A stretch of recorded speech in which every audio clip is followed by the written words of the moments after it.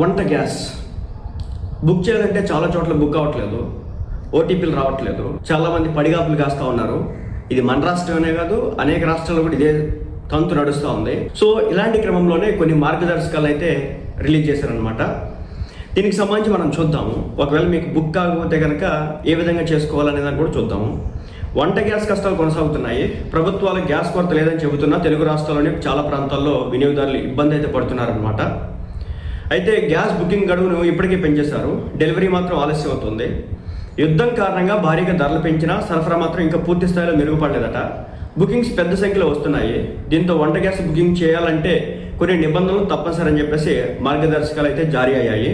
వంట gas booking ఇప్పుడు వినియోగదారులకు సమస్యగా మారుతుంది. బుకింగ్ గడువు పెంచిన కంపెనీలు డెలివరీ మాత్రం ఆలస్యం చేస్తున్నాయి. ఇప్పుడు కనీసం బుక్ చేద్దామన్నా కొన్నిసార్లు బుక్ అవడం లేదు. సరిపడా గ్యాస్ నిల్వలు ఉన్నాయని, ఆందోళన అవసరం లేదని ప్రభుత్వాలు చెబుతున్నప్పటికీ